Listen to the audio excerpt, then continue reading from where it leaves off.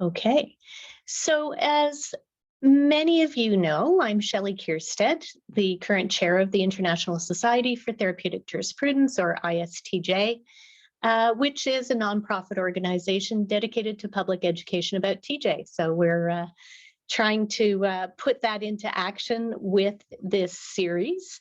I don't think I really have to introduce the TJ concept to you. I think we're all pretty familiar with the notion that what we're trying to think about with TJ is, how laws, legal procedures, and practices and the actors within legal systems can enhance the well-being of people and communities, and conversely, sometimes operate in a way that detracts from the well-being of people and communities.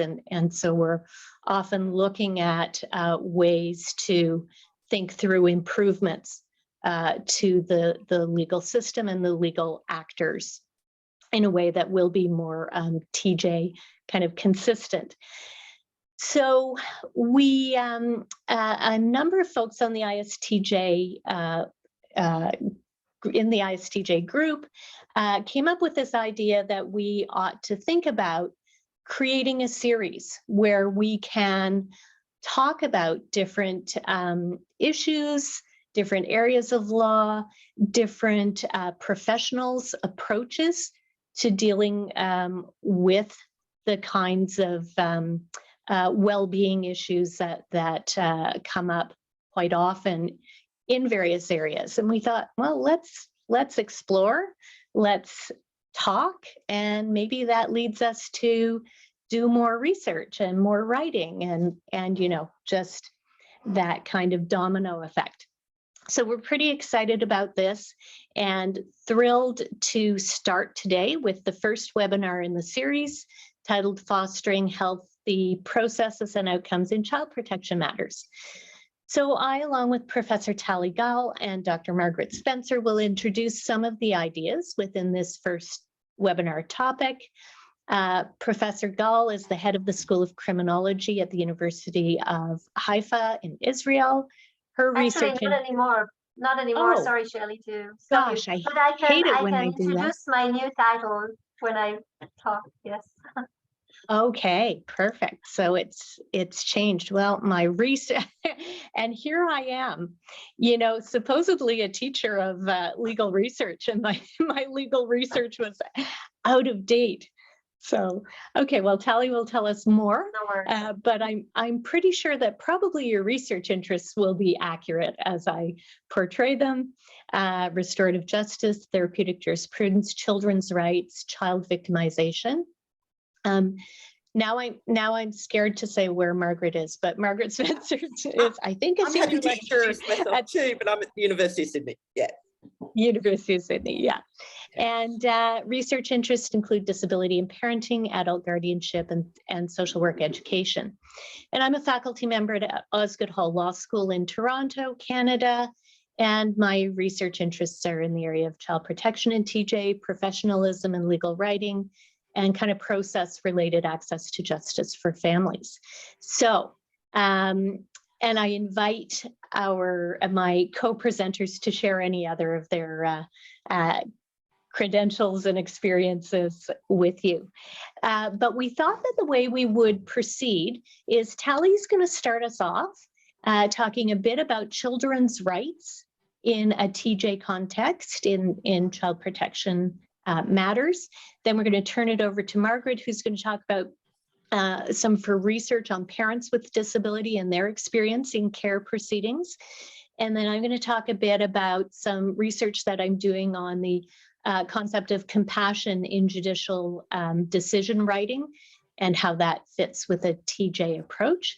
And one of the things I should say is that we really hope with this series not to just be having people present, but also to really get some good active discussion going.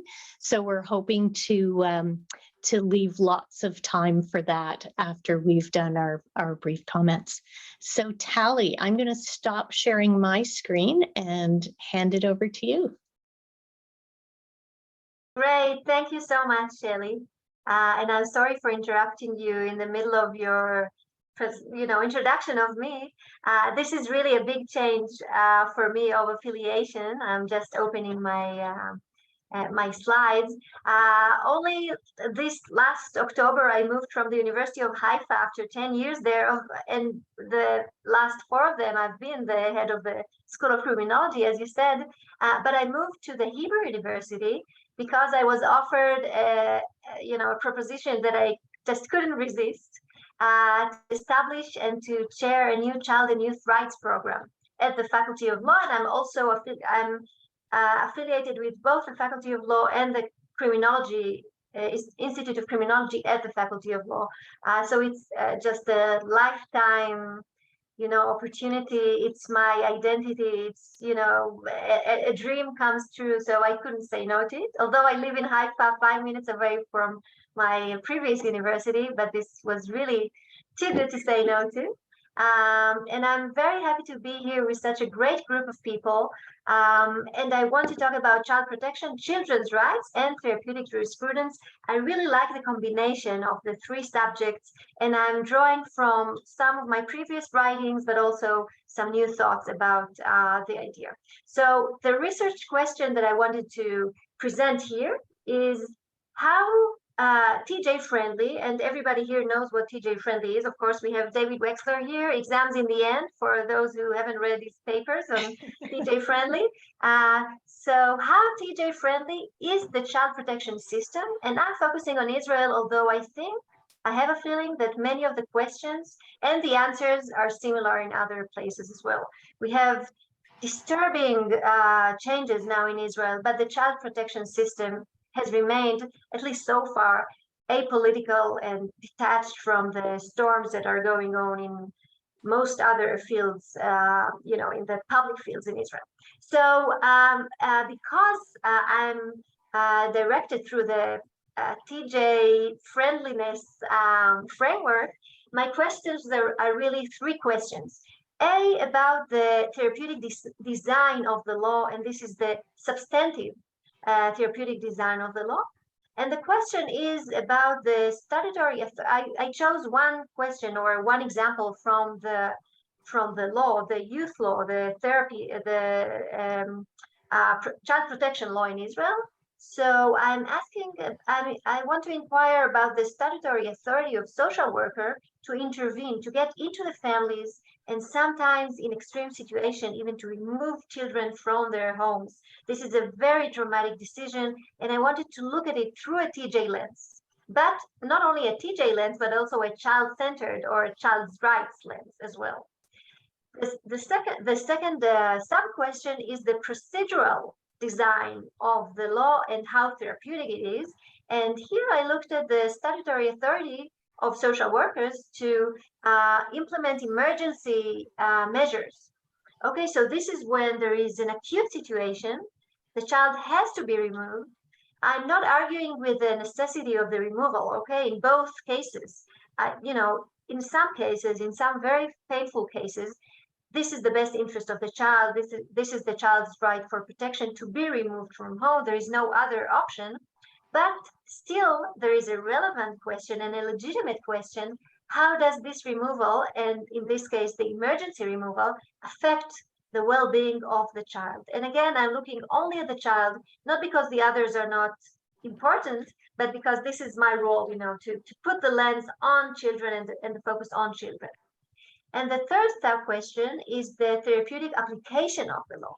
So this is about practices of social workers, all kinds of behaviors and models that they implement while implementing the youth protection law.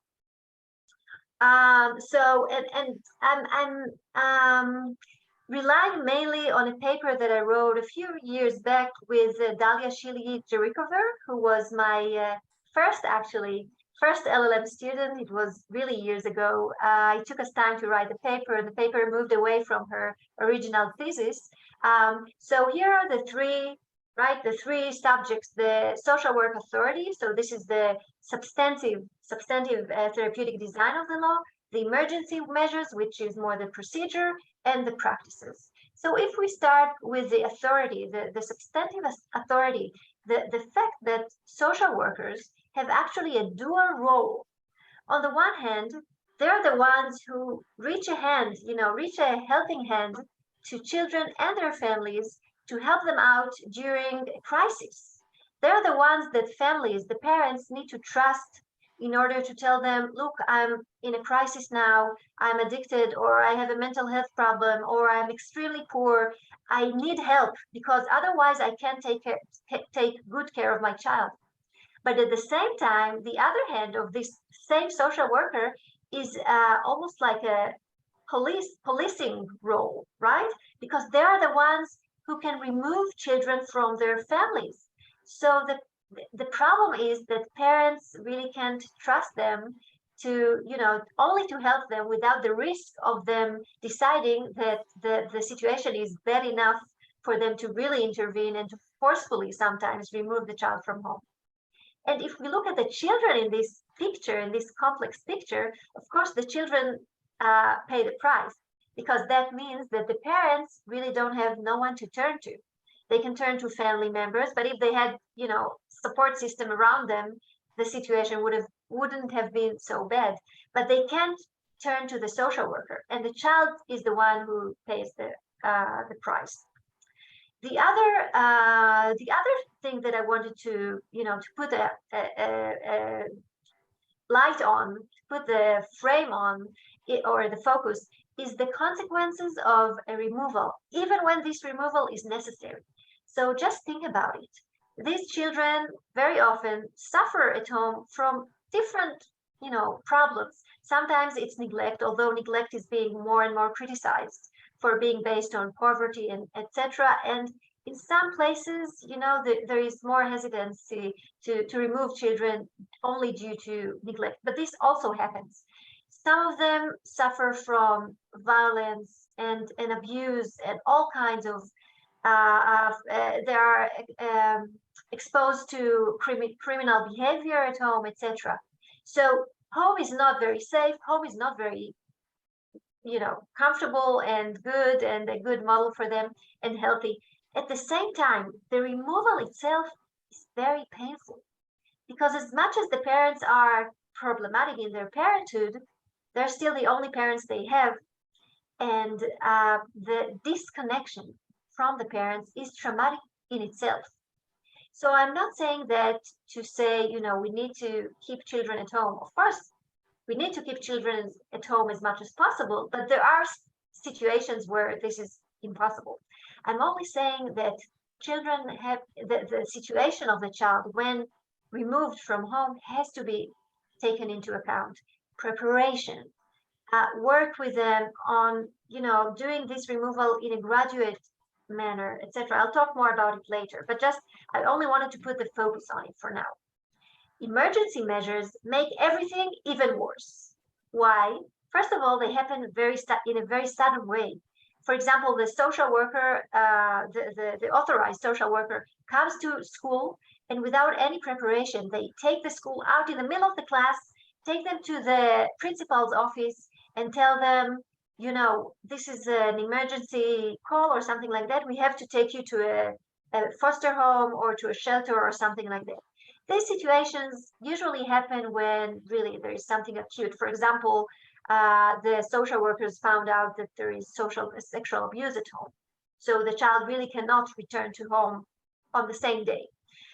So again, as much as this is necessary and, unavoidable, still we have to take into account the fact that for the child, this is committed without any preparation, without any chance to build rapport with the social worker. So they meet this person sometimes for the first time, because it's not the same person who treats the family if they have one like that. The shame is just all over the place because they are removed sometimes, again, in the middle of the class or in the middle of the playground or something like that, and they feel like they're to be blamed because of the lack of preparation.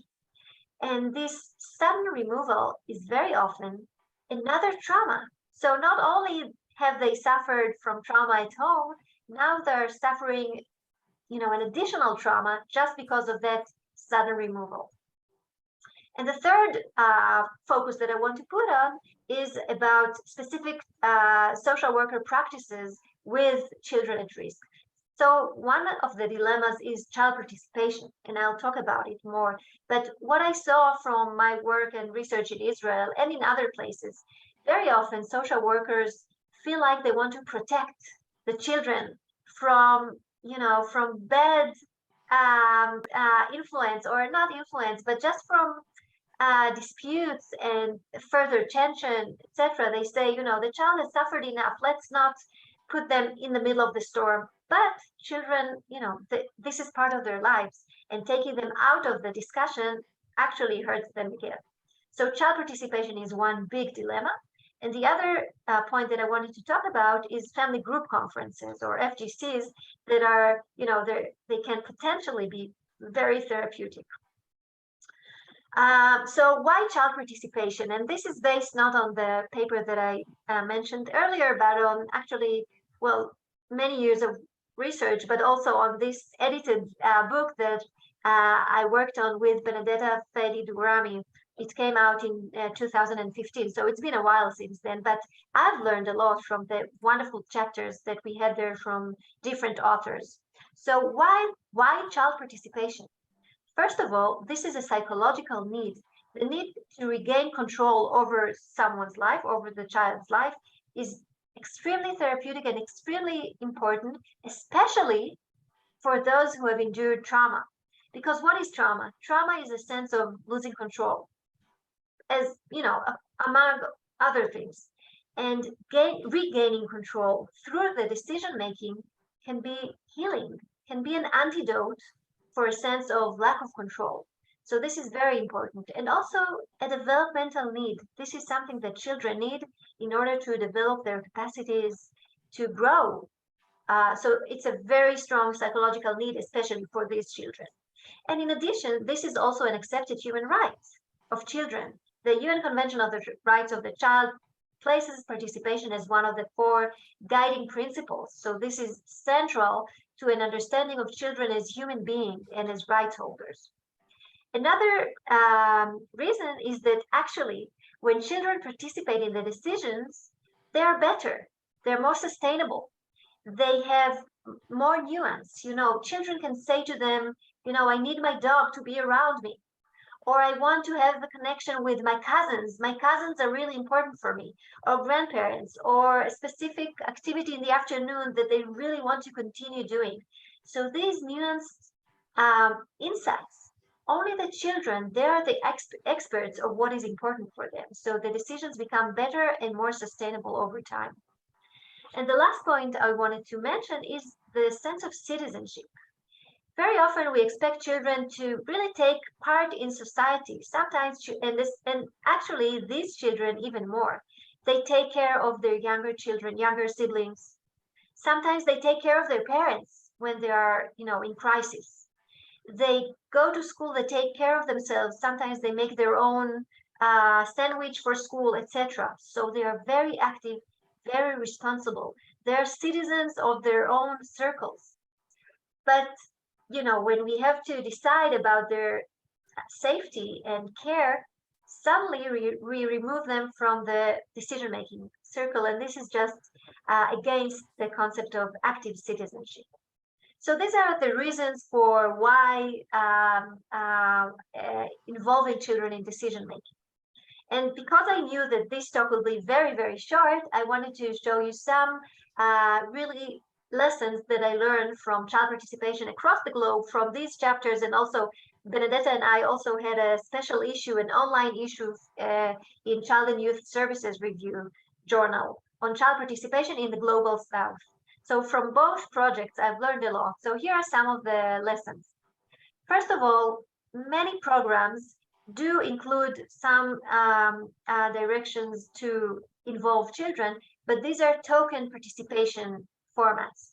And the social workers or the adults ask the child and invite them, but then without any preparation, without really age appropriate communication, this is tokenistic, it's not real. And the child can say whatever they want, and the adults say, oh great, thank you for participating, and then the child leaves the room and the adults make their own decision without having the the statement of the child influencing at all. So the challenge is really to make inclusive participation, which means basically, I'll say it in only a short sentence, adults need to be willing to really change their minds. I usually say to people who work with children, if you're not willing in advance to change your mind as a result of the child's discussion with you, don't invite them. It's unfair to invite them when really there is no chance for them to make any difference. I also learned about the temporal elements that are very important. So the timing of participation, morning or evening, before an exam or after an important, landmark in their life. The length of the meeting, is it too short for them to become more comfortable, or is it too long for them to, they become bored and tired and restless? And how many times? The continuity, because sometimes the second meeting will be much better and the child will feel much more comfortable in the conversation. I also learned that relational participation is far, far better than participation that is conducted with a child, between the child and people they don't know. So relational participation occurs within trusted relationship. So with people that the child trusts and knows and has worked with before, the preparation needs to be there for a long time. And it also means that it has to be neutral. So participation should not look like the child gets into the room, they say what they say, then they leave, and then the adults decide. Relational also means, dialogical. So otherwise, it's not real participation. And the last point is managing expectations. So if we know in advance that there is no chance the child will get back home. For example, if there is serious abuse, or the parents, the single parent is just not able currently to take care of the child, they have to know that, and they have to manage their expectations so that their participation is more nuanced about the more specific questions that I gave some examples of before, like the dog, afternoon activities, etc. Extended family, etc. If they manage their expectations, then they won't be disappointed, and we won't ruin their trust in adults in general, because really they can, one failed experience of participation can ruin the trust in adults among these children. So this is my last slide, and I wanted to give you some practical tips. And I really am happy for having judges and other people here who will, maybe use these tips. And I probably, you probably have some more tips. So pre-written statement for social workers to work with the child, to prepare a list of things, just like not always, don't, this is recorded. So yes, I prepare a list of what I want to say in advance. But just think of a child. He or she are the only young person in the room. They must be excited. They must be tense. They must be, they must forget what they wanted to say. A pre-written statement will help them remember what they wanted to say, and it's crucial for them. Before the meeting, detailed and clear information has to be given, and it has to be age appropriate, and it has to be given in a very, very patient way, right? Very slowly, dialogical, again, with questions and answers, and getting over the material to make sure that they understand what is expected for them, who is going to be in the meeting, what are the questions that are going to be raised, etc. In these circles or in these meetings, flexibility and creativity are crucial. And sometimes, as I said before, additional meetings also are important. And I just remembered, and a child advocate, right? Child advocates, not the parent and not a family member. I mean, they're also important, but a child advocate whom the child knows is so important, because they're not, emotionally involved in the process, so they can really help. I've just remembered that I have another one. Shelly, is it okay with timing that I continue? Great, thank you. I think I'm taking more time than I planned, but thank you for accepting this. So this is the last part of the therapeutic application of the law, okay? I talked about participation, and now I want to move to the last application, which is family group conferences. And this is my connection to restorative justice, which, as you know, is another field of interest for me. So family group conferences grew up in the Maori tradition in New Zealand, but they have been expanded and implemented across the globe. The goal is to construct a consensual safety plan for the child. So this is not a juvenile justice FGC, but a child protection FGC. And the goal is, again, to involve the family around the child to construct a consensual safety plan. So the decision makers are the family members, not the social workers and not the other state representatives. The family is at the center. And there are state representatives, for example, the social worker, all kinds of representatives of the services, and they provide information about services that are available to them, etc. And they also monitor outcomes, so that if the family fails to deliver the safety plan, there are B plans and safety measures to make sure that the child doesn't go back to a risky situation. But the important thing is really to recruit family members and to enlarge, to expand the circle around the child. If the nuclear family is unable to, support the child sufficiently, then you invite the uncles and the aunts and the grandparents and the great grandparents and maybe neighbors and family friends, those who, got more distant to the family as the family became more problematic, I would say. So the family group conference really brings together these weakened relationships, and it strengthens them again, recruits them, and volunteers them, really, encourage them to participate in taking responsibility and giving a hand. Every day, for example, someone else will be with the child as the parents are unable to be there for them. That's just one example. A key element is the family private time. So all the professionals leave the room and only the family remains, and they construct the plan, and then later everybody needs to agree. And in these cases, also a great element and important element is the inclusive participation of the child, and in fact other children as well, the siblings and cousins, etc. And this is it's a challenge, but it's possible, and it happens. And that's it for now. I'll be happy to answer questions either now or later as Shelley, directs us. Thank you very much. Thanks. Very good. Thanks very much, Tali. That's so interesting. I have a list of questions which I will hold off on until others get to voice their questions. But I think maybe, if it makes sense, Margaret, do you want to jump in with your remarks? Yeah, thank you very much. And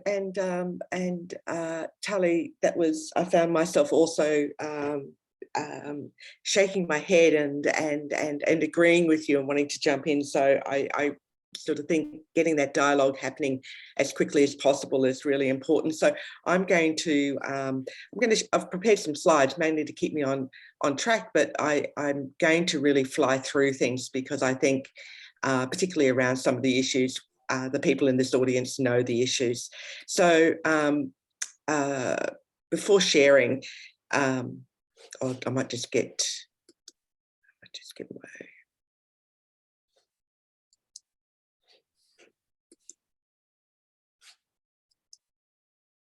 Okay, so in terms of my involvement in this area, my interest in a fairer go, as we'd say in Australia, for families who come before the child protection system and particularly into care proceedings was triggered by in the early 80s in Australia, when we were having deinstitutionalisation of people with with disabilities out of into the community, and I was working in homeless social work in the inner city of Sydney, and many people who came in to living in rooming houses in Sydney were people who had been deinstitutionalised. And I met a group of older women who had spent many years in institutions, and they talked about how their pathway into institutional care, which was usually a story that went along the lines of, you know, I was a naughty teenager, meaning that they were sexually interested, but that was read as sexually promiscuous. They were put into institutional care, sometimes medicated, sometimes not, but very commonly sterilised. I then had another cohort of clients who were younger people coming through the care system who were being discharged into the community. And we were working with them in terms of community participation and independent living skills. And having done a good job on travel training, we then found that the next goal was around having a baby and having children. And I spent a good part of the 80s, 90s, and still to this day in care proceedings with parents with intellectual disabilities, and I use that term very broadly because sometimes it's not even diagnosed, but with learning difficulties that find themselves having their children, and here in Australia, having their children removed at birth on the presumption that they will be incapable, and that issue of capacity not worked out in a supportive environment with therapeutic intervention, but in a courtroom based on clinical assessments that are both misguided and sometimes only feeding into prejudicial assumptions. So what we know, and why I talk about this particular group, because I think that if we could get this right for this particular group, we're going to get it right for a lot of parents that come before the care system. I think parents with intellectual disability reflect the vast majority of people who come into care proceedings, which are parents who have a lifelong history of struggling in educational systems and struggling in making a living, and it is often due to issues well beyond their control, particularly for women and mothers, issues that are well beyond their control that leads to them being in the children's in care and protection courts, having their parental rights terminated. So what we know in Australia and internationally, and just as you have this international group, we also have a similar group of international researchers who have a special interest in parents with intellectual disability and their children. And so what we know from the body of research is that in the general parenting population, about 1 to 2% of parents will have ID. But what we know is that 1 in 10 matters in the children's court, and that's probably an underestimate, have a parent with an intellectual disability or learning difficulties. And what we do know is when that is identified, that they have sort of a very poor chance of having their children restored to them. We also know that their children come into care much earlier than other children. So even the issue of that the children have been in situations as Talia was talking about, it's often that they're removed because people presume that will be the case.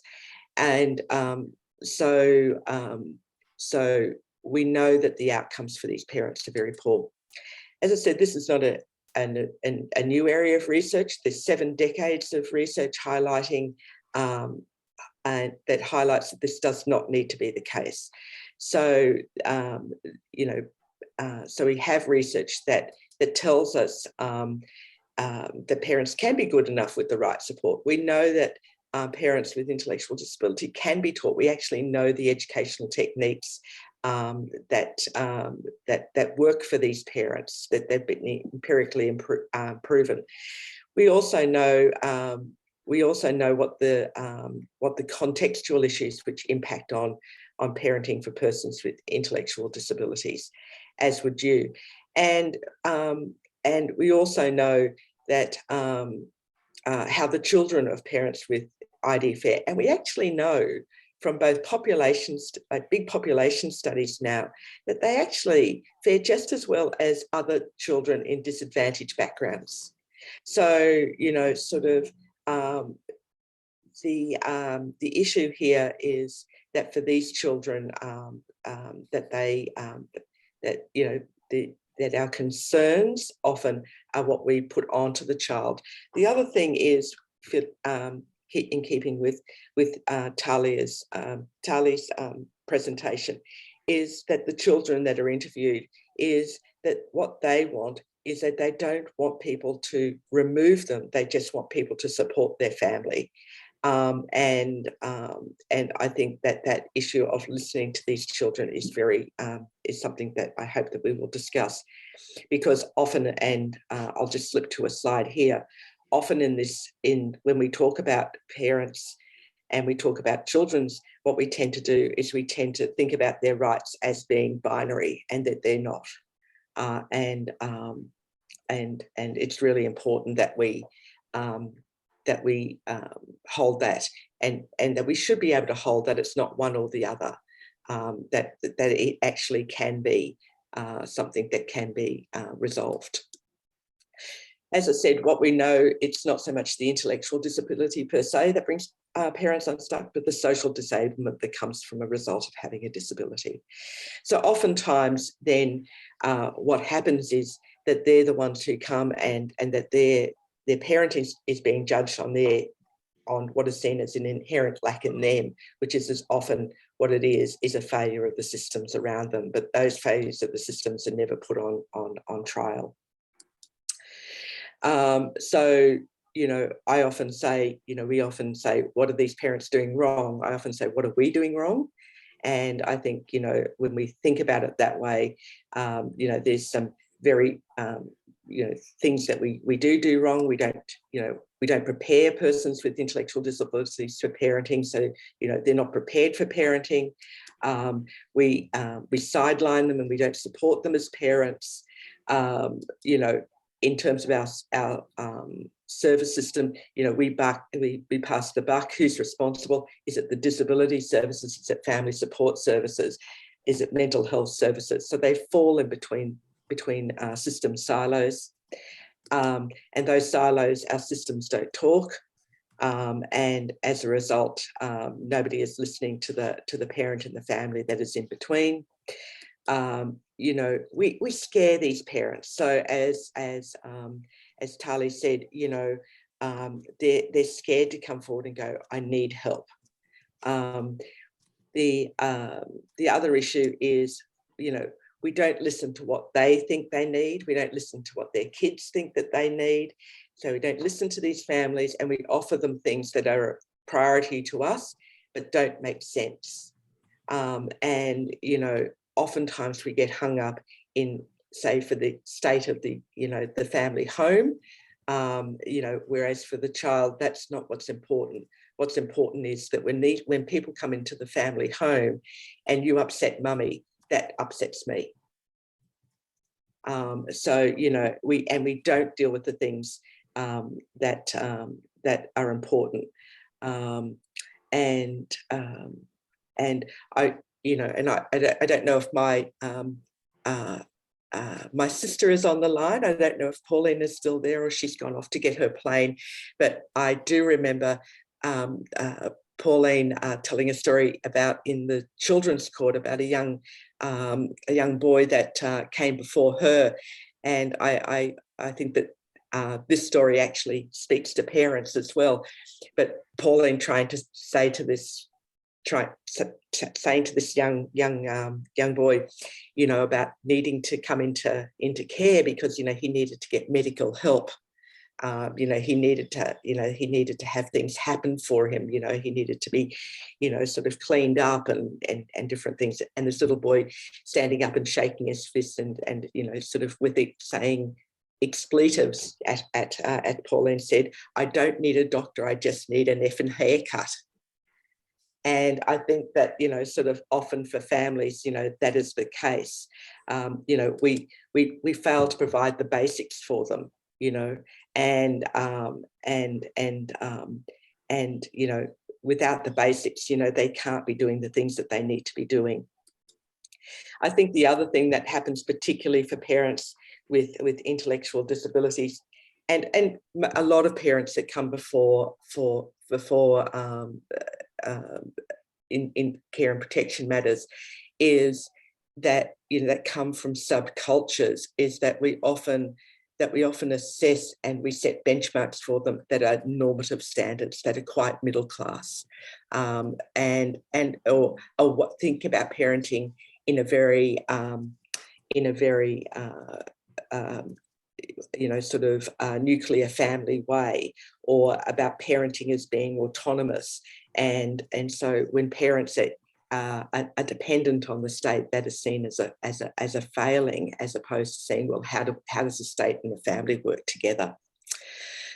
I think the issue that we then see, particularly, as I said, with parents who are seen to have learning difficulties, intellectual disabilities, is we see that they will inevitably fail. So we're looking for when they slip up, and when they slip up, we're quick to intervene.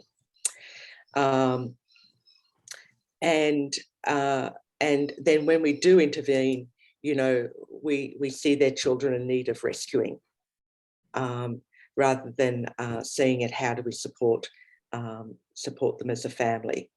And the difficulty is that then when they come before the law, often, you know, the law is quite hamstrung in this situation, because the systems that the law is dependent on, like the child protection services, the early intervention services, have already made their judgment, and in many ways make it very difficult then for the law, the courts, to do anything else but to go down the path that has been prepared, which is terminating parental rights and children going into long-term foster care. So there's a denial of access to justice in this process for families and for these families, and that's all along the system, and you know, I think at the moment I'm writing a paper with some UK colleagues. I've been spending time on it this week with a colleague here. And the question that we're posing in this commentary for the British Journal of Social Work is, we have 7 decades of research that tells us what works. So why is it that we're not making any progress? And I think it comes down to the very issue that we're talking about here today, is the need for a therapeutic application of the law. And that's really important. I think it is crucial if we're actually going to get any change, and we're going to stop the stream of children, another generation coming into the care system. For me, and I'm going to go through this really, really briefly, because you know this, that when parents come into the care system, you know, for any parent coming before the court, for anyone coming before the court, it is a really bamboozling situation. It is very bewildering. If you can't read, you can't write. If, you know, you can't take in information, you know, if you are in this state of that, you know, that you're traumatized and that you're unsupported, you know, coming through the system can be, you know, can leave parents much worse off than you know, sort of when they entered the doors of the court. And as for children in this process, well, once upon a time, at least in Australia in the 80s and 90s, children did turn up at the court, even if they were babies who were brought before the magistrate, and the magistrate at least saw the children. Nowadays, in our courts, children are never part of the process. So much so that, and I could talk forever, and we can't do that, but I have not only is this a research area for me, but this has been, and a professional practice area for me, it's also been a personal area for me. I have been a foster parent of children with parents with intellectual disabilities. I've been in a shared parenting arrangement with my eldest foster daughter who has intellectual disabilities with her children. So I know this from a first-hand perspective. I also know from my other foster daughter whose children did go into care because of domestic violence and her intellectual disability in that situation, and now dealing with her children who have been in foster care, and the eldest, who are 16, who only recently said to me, after going through some mental health issues herself, I don't know how I even got into foster care. So, the children don't even know, sort of how all this has happened to them. So I'm just then going to go on to talk about, the need for this to change, that this is just not something that from a compassionate perspective, and that, the people in the TJ world, as is people in my special interest research group, that we're seen as bleeding hearts. This is a human rights issue, and it's a human rights issue as Talia has talked about, from the rights of children, but also the rights of people with disabilities. And, and in terms of all of us here whose states have signed up to the UN Convention on the Rights of Persons with Disability, it is beholden on us to actually address what we're doing in terms of access and equity to the law, in terms of Article 13, but also in a broader sense in terms of our policies and practices, in terms of Article 23, which is about how do state parties render appropriate assistance to persons with disabilities in the performance of their child rearing responsibilities.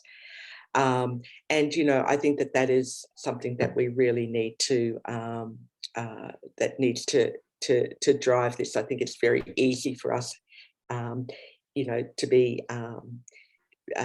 more conservative members of society and of the legal profession and in child protection system, to go back to, to sort of this notion of, well, you're on about the parents, we're on about the child.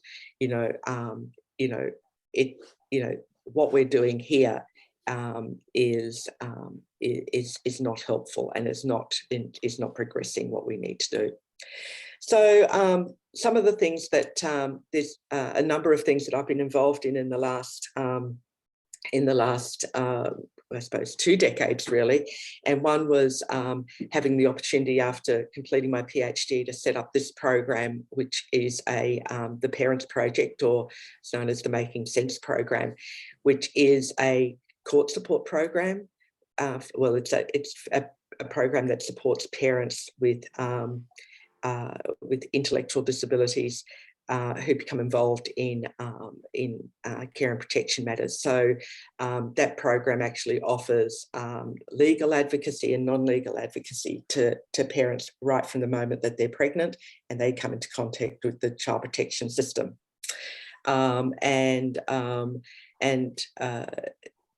So that's the program that we've set up and has but sort of, once again, with a lot of these programs, it's in one state in Australia, and its funding is always under what is needed, and also always under threat. One of the other and I'll make these available, but one of the other things that we've done is we've actually set up an easy English fact sheets for parents dealing with child protection system. And I'm really proud of this piece of work because this was a piece of inclusive research, and this was a piece of research that we did with parents who had been through the care system, through child protection system, and had children removed. They gave it the title. It was about how to navigate the bumpy road, as they called it, and you know, these parents, what really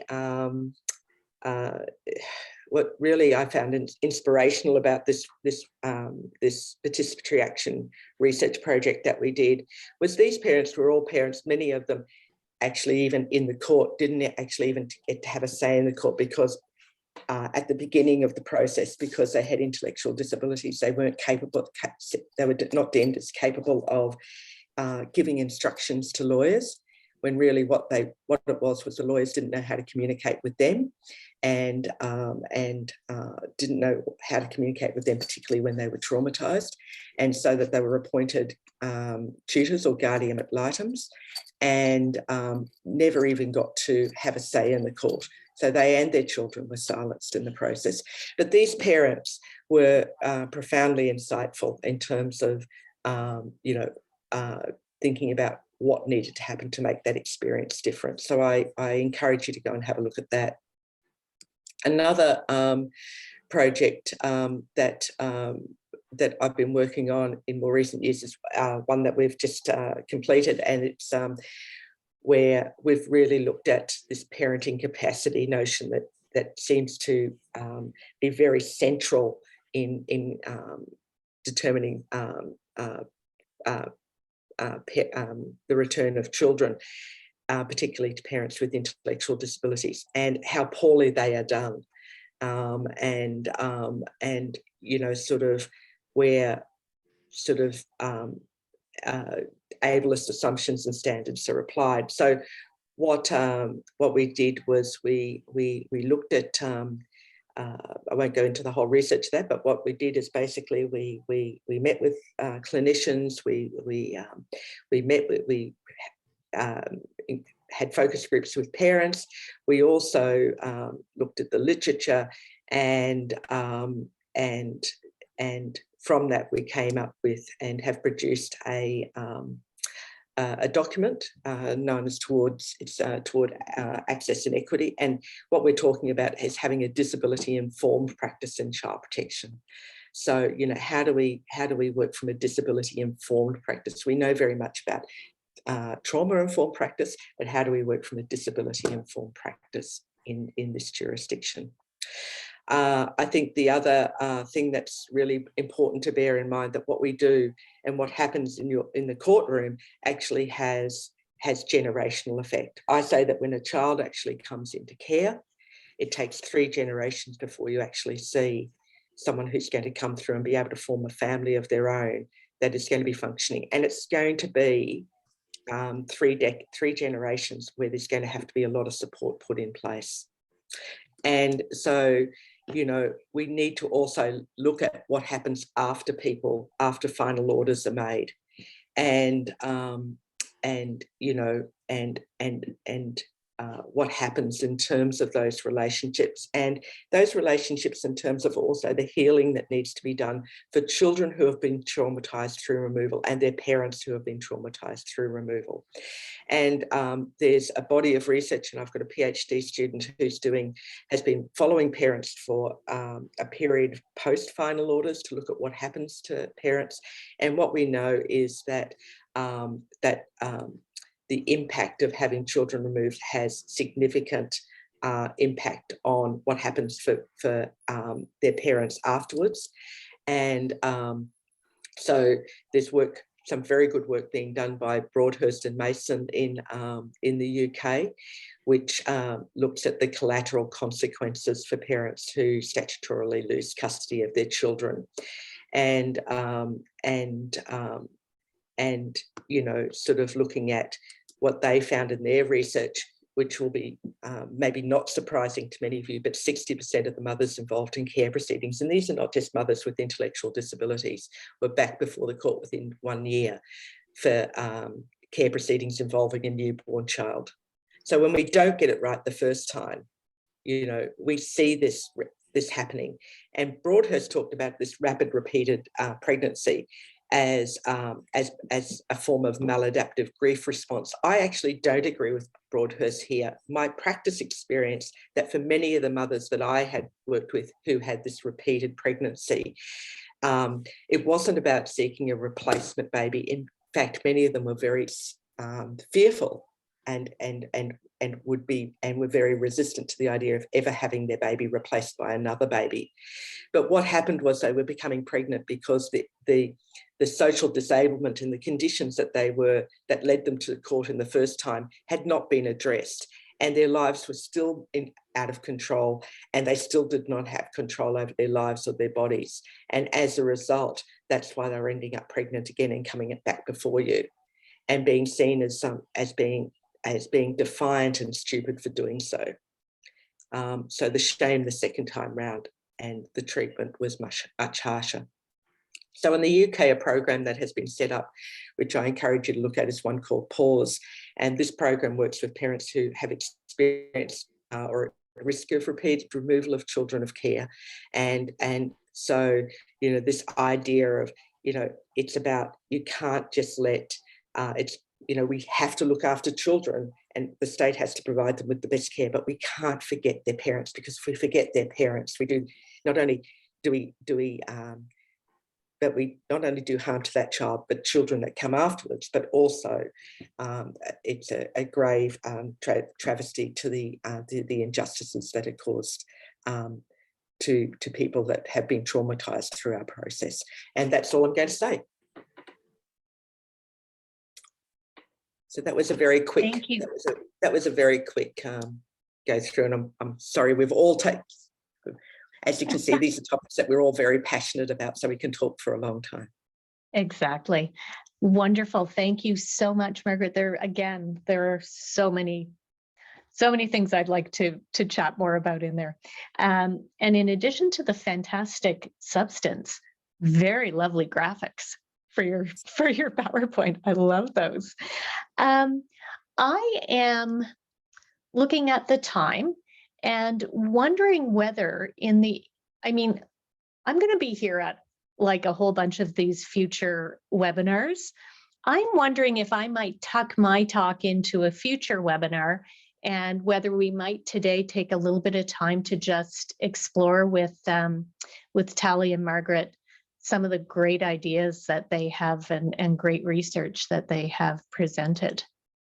Does that maybe make sense in our...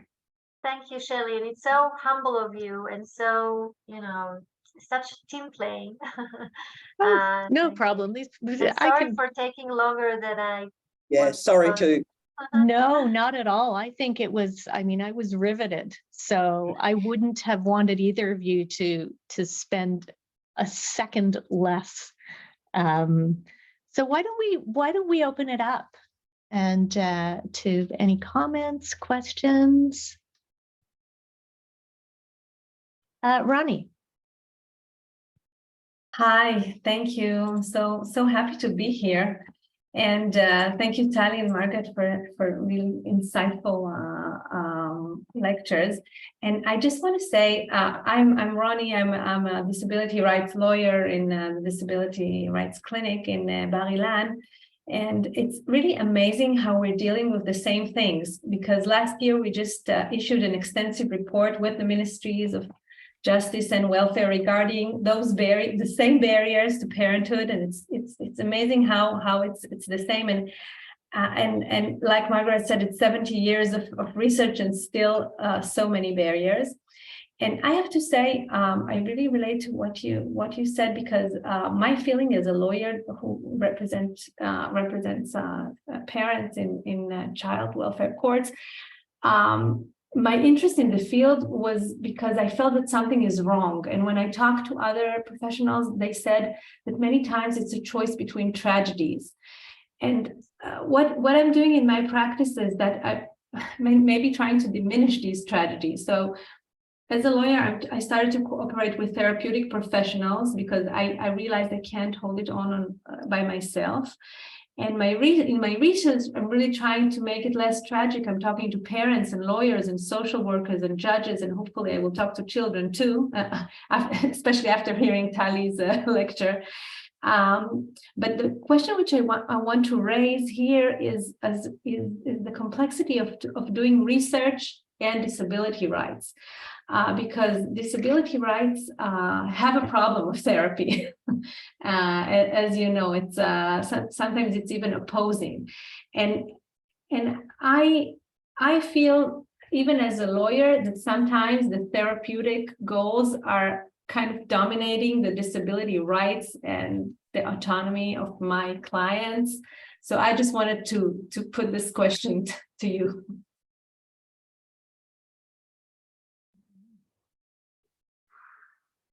Any thoughts?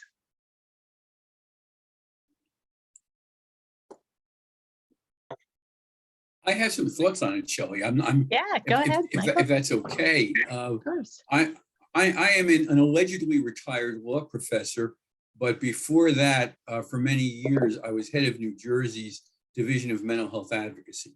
So I represented people in disability rights cases like Ronnie for many years.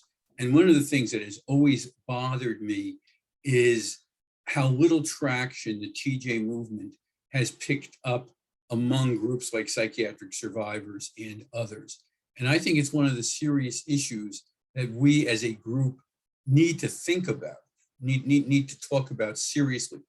I want to put that off to the side for a second, though, and just raise something to Margaret. Margaret, I wrote a book with a colleague named Allison Lynch, who is also a TJ person, called, I had to run back to my office to get the title of the book, Sexuality and Disability Beyond the Last Frontier, ? And it was published 7 years ago. And there's a whole chapter on why the CRPD would be a great tool to be used. No one has ever taken me up on it. I have never, when I've been involved with patients' rights advocates on a global level, and I was an advisor to Disability Rights International for years. I've done this work on every continent, not Antarctica. No one that I've ever spoken to sees this as a major issue. And I think that's ghastly. And in terms of how we should look at it from an international law perspective. And I am hoping that in your writing, you address this. Because there's been almost no follow-up on what Ali and I have done, and it needs follow-up. I'm writing about other things now. I'm headed in different directions, but listening to you, it so resonated with me, and how little interest there is, both in the U.S. and in other nations. And I'm wondering what your thoughts are. I'd say that very much within the international research group of parenting with intellectual disabilities, the UNCRPD is central and is center place at the moment. And certainly I'm familiar with your work, Michael, and your brilliant chapter. I think there's I was not looking for a compliment, thank you. Yeah, no, and Linda Steele at UTS here, right, doing work in that area. So I think there is an emergence. I think one of the issues that we have is that people, particularly, I think what happens is that once again, it becomes this thing of, yeah, but the UNC, it's like, but that's about the parents, that's about disability. We're on about the rights of children. And there's sort of like the rights of children trump everything, whereas people's reading of the rights of children is a misinterpretation of the rights, because a child's right is to be able to grow up in their family of birth, to know their origins, to, that is, and that should, and that should not be, and that is in the UN Convention, Persons with Disabilities in Article 23. It's not that it says children should be kept in situations at all cost, but their families should be able to have access to the support that's needed if they have a disability or their parent has a disability. But I think it's,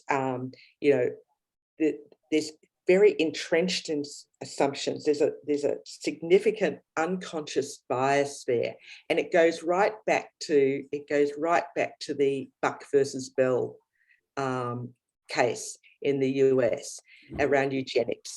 And while we say that eugenics, that we dismiss eugenics, there is new eugenics that are at play here, and it's still this idea that the feeble-minded are somehow there, that the feeble-minded should not be allowed to breed because they'll only reproduce people like themselves, and as the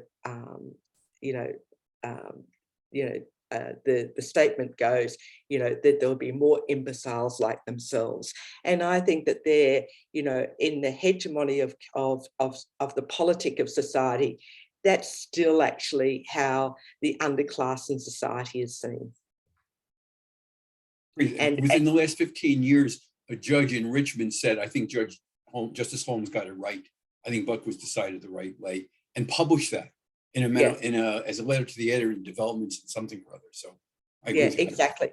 And I think that, there's still, I think, as I said, we're seen as bleeding hearts with this, but really, the harshness of Justice Holmes' statement is still very much in the and my thing is, but what I think has to happen in terms of then the change here is, the change has to be, I think we're asking the wrong question in terms of how we adjudicate parenting. I think that we need to move away from this notion of parenting capacity. The law has sort of gone, okay, is this person capable of parenting? I think the question should always be, can this family be supported? Can this child be supported in their family of origin? Can they be supported in their family of origin to a satisfactory standard for this child to grow and thrive? And if the question is no, then what needs to happen is, well, why is that not the case? And perhaps then we might then have to put we might have to critique the systems that are letting the family down, Right. And I think that would be a very different way of adjudicating this and arguing the case. So instead of going, it's about the parent capacity, which individualizes the problem, when we actually go, can this family be supported? Agree, like 1,000%. Tally, I see you've got your hand up, and then I've got something else to add if others don't.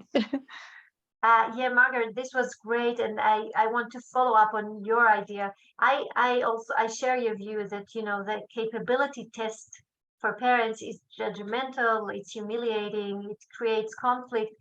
What I suggested was actually, because as you know, I advocate for a child-centered approach, to ask the question, what does the child need, or what are the child's needs?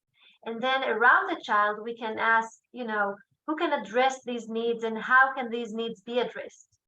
Through supporting the parents, supporting the family, creating a safe environment, through supporting the parents while they take care of the child, etc. So if we center our questions around the needs of the child, we become less judgmental, more problem-solving oriented, and future-oriented. And this is completely TJ friendly. I don't know if you would agree with that.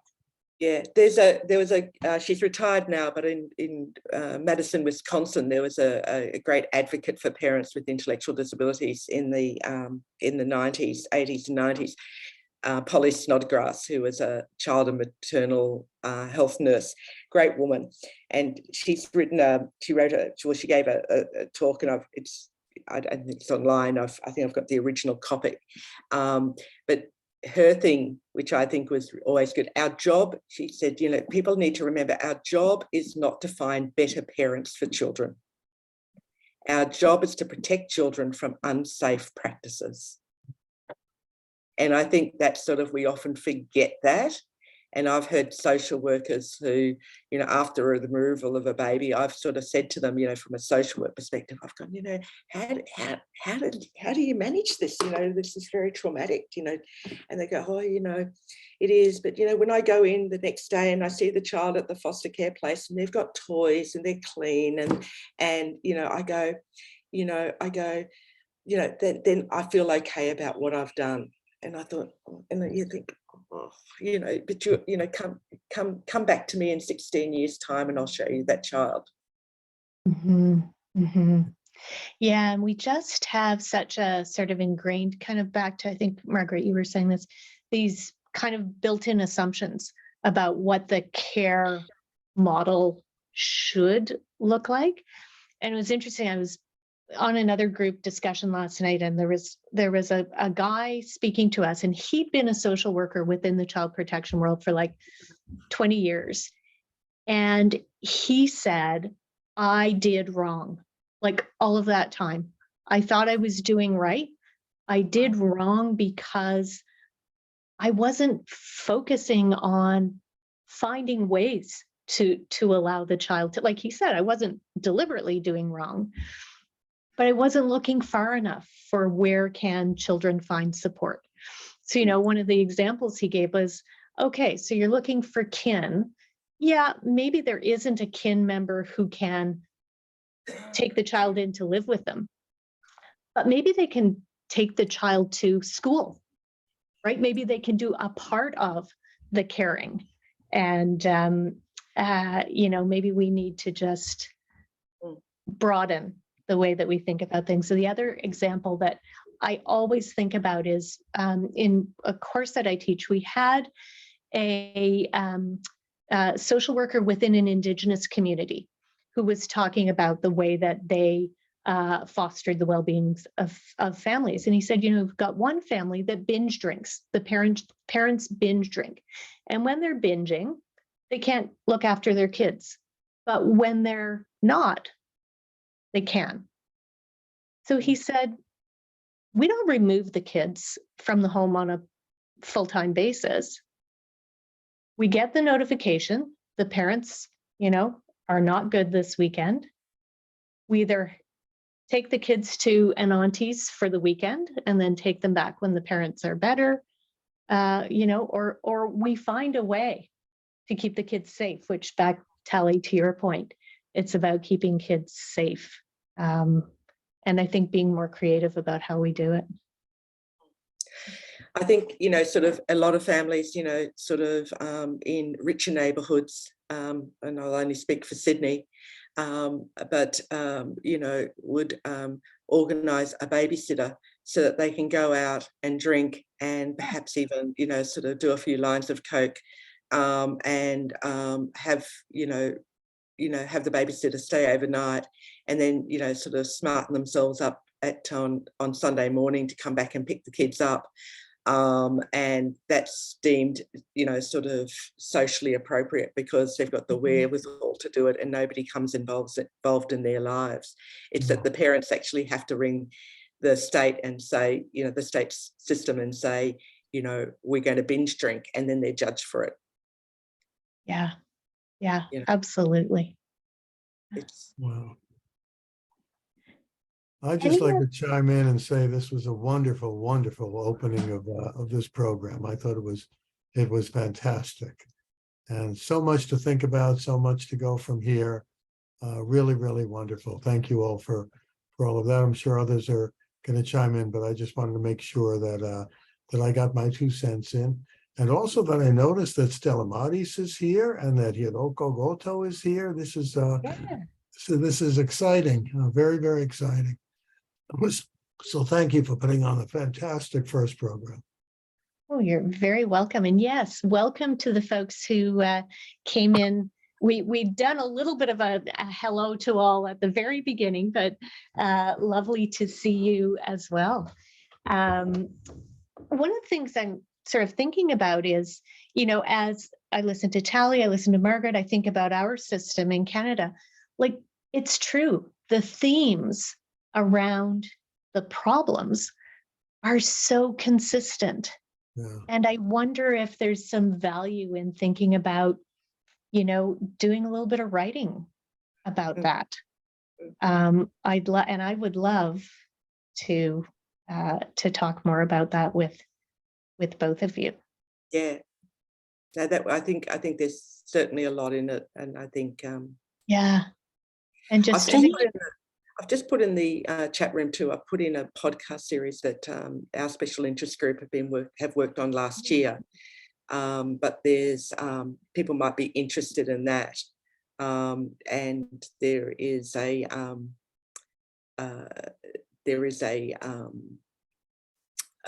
also the children speak in that.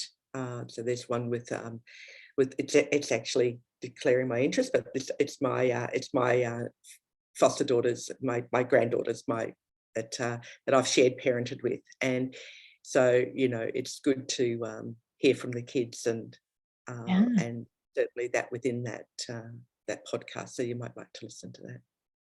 that's fantastic. Thank you. And I Hiroko- know that our special interest group would love to join with yours in this discussion. So I'm that could also be something that we could do in the future. Yeah. And particularly, Shelley, that the person who chairs that is Marjorie Urnos in Montreal. So Okay. Oh, fantastic. I could link you up, so that would be good. And we also I have would love people that. in Israel too. Oh, that sounds amazing. Fantastic. Hiroko, did you have a comment? You're muted. You're on mute right now. I know. Yeah, very early morning. So so that's why. And I want to ask the Tari, and thank you for your presentation, and also the Margaret. And I'm thinking who decided the emergency situation, and always the family and the parents and the children is daily life is going on as yesterday and today and tomorrow, and suddenly the who came to the home and decided that the emergency situation is a very abusive situation. Even that sex abuse case, and the children might say that it's okay for me, this kind of situation is continuing. So I'm wondering, so child participation is a kind of key for the children's rights, but also that the very sometimes emphasize the best interest of the child, and how to communicate, how to manage the two concepts, and child participation and best interest of the child. So how do you Yes. think about this? Is a very difficult to the balancing the two rights, and how do you think about it?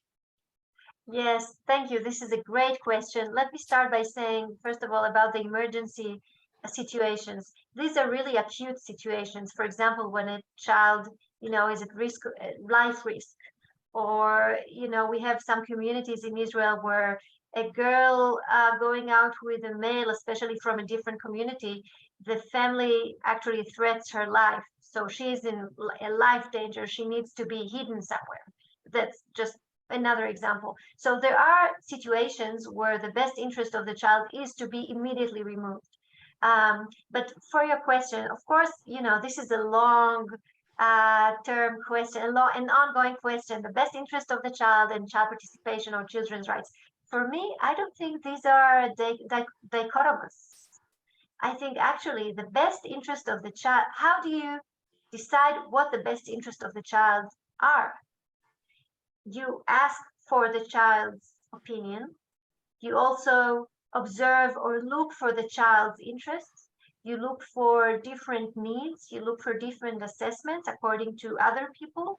So the opinion of the child is part of the child's best interest. And let me be a bit more clearer. First of all, the process can also be either healing or, promoting well-being, or terrifying and traumatizing.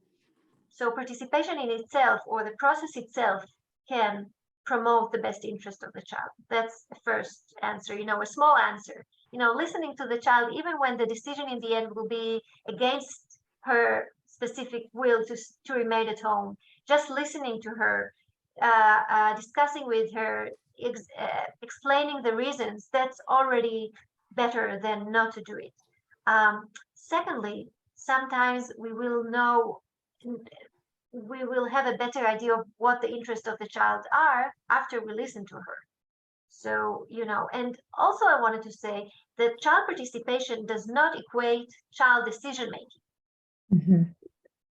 This is very important, and the Convention on the Rights of the Child never says that, children have the right to make their own decision. It goes against actually the right to development, the relational concept of the convention, the fact that children have the right to grow within their families and to develop their evolving capacities gradually.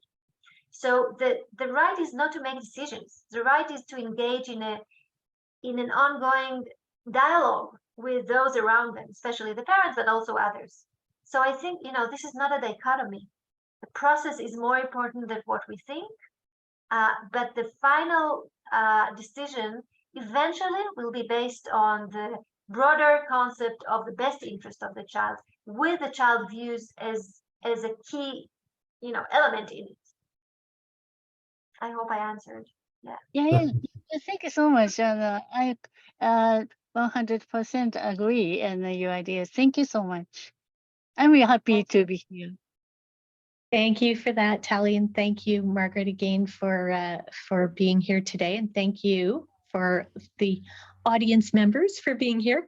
Just before we sign off, I want to remind you of our next webinar, which will be on February 16th with some of our Japanese colleagues who are looking at current penal reform trends in Japan from a TJ lens.